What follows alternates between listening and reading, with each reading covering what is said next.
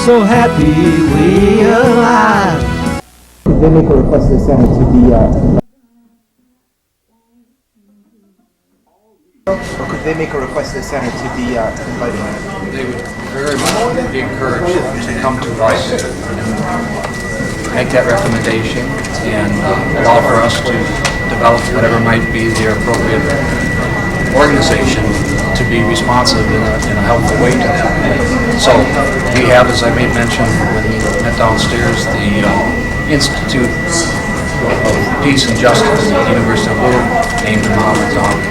And there's a faculty of highly respected professionals in this discipline of conflict management and training. And therefore, we would be able to offer the resources in this, because of this partnership, to such an organization that would want to come to us to be of any assistance in their effort to try to resolve a conflict, or as much maybe to try to see that we help an organization, be it a governmental entity, be it a private organization, be it a corporation, help them as much in learning how to manage conflict within their environment. And we have both on our staff as well as through the resources of the University of Louisville and other universities and institutions which we will have partnership with, the ability to be a facilitator. And one more question. A lot of people on the advisory board, including Angelina Jolie and Bono, are involved in the United Nations and very much involved at the international level. Does the Center hope to be involved at the international scene as well, or is it going to be more domestically oriented in its work? No, we very much hope to be involved in the international arena, not only in the field of conflict training and management, for which we've all, in the last 2 years, have offered a number of such programs, not directly affiliated with the United Nations, but independent of the United Nations. We have provided service to Panama, to Vietnam, select other countries where the Institute and the Center have provided specialized training in conflict management. As we go forward, we definitely will continue our association with the United Nations, offer our services in whatever way it will be of benefit to their constituents.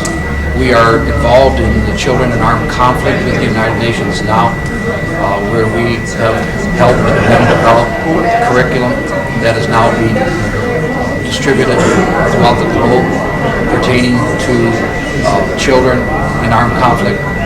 Specifically, Muhammad has written the foreword for one of the new texts in this particular field that has been published under the aegis of the United Nations.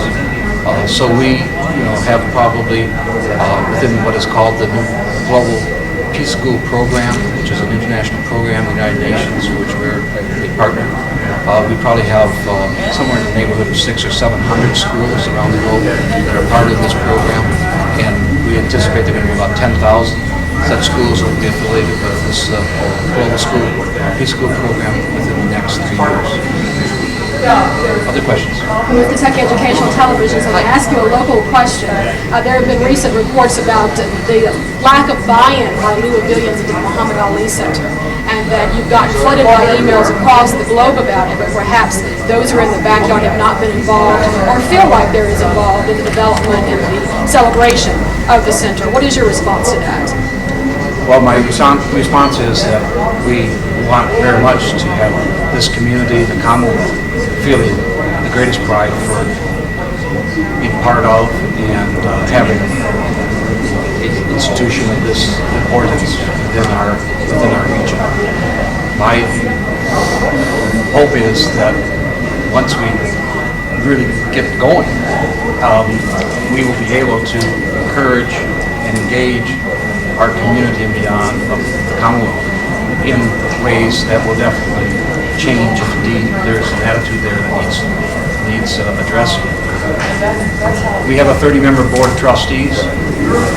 Nearly each of those trustees is a member of this community, led by Ina Brownbaum.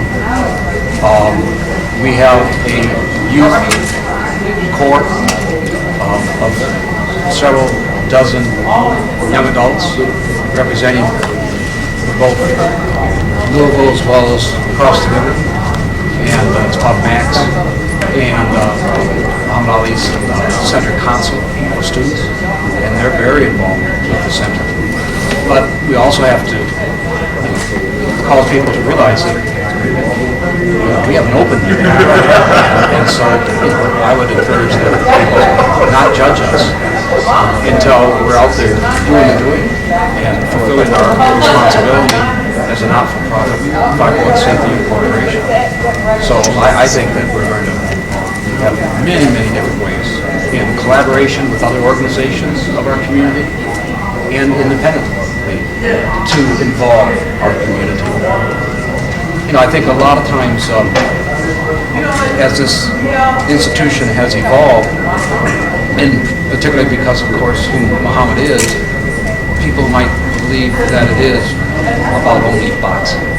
So until we get people in here, or until we offer the kind of programming which we're going to offer, I understand that they might have the feelings that they have. So I think we'll change their position quite readily. Is the center going to be doing any type of outreach to the Muslim world, particularly those living in other countries that may not have a high opinion of America right now?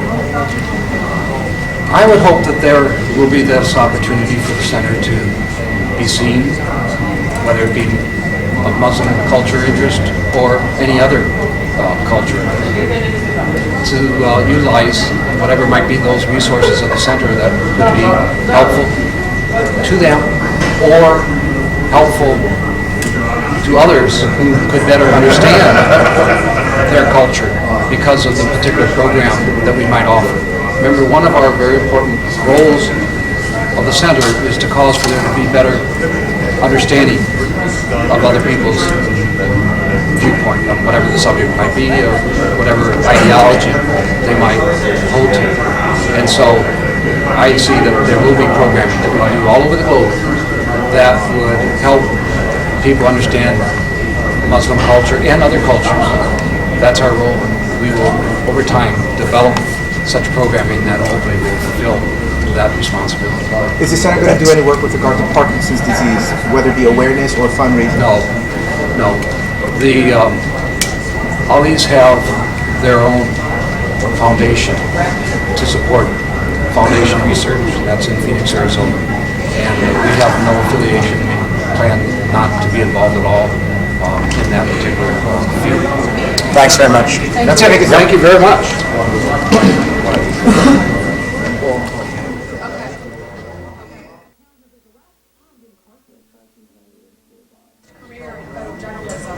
How does Muhammad Ali, yes, that's what I was told.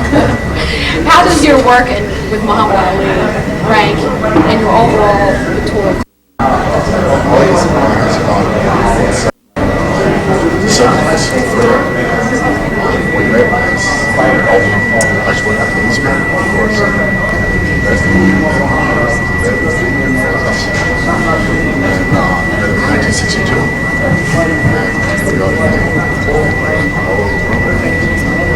Any particular moment stick out in your mind as one of the fondest Ali moments that you ever recorded? Every day is been an experience. There's always something new. Him and kids and people, hospitals, and just doing different things with people. Because you didn't just photograph his Muslim, you were involved in his personal life and did document that as well. Can you tell us a little bit more about that? Well, I really, I was never his photographer. I was his friend. I happened to be a photographer. So I wasn't really taking photographs and so just to have and as I said earlier, I wish that I had known that Cassius Clay that I met then becoming Muhammad Ali is I would have liked to know a lot different. How would you describe Muhammad Ali? The best loving, kind individual in the world that for a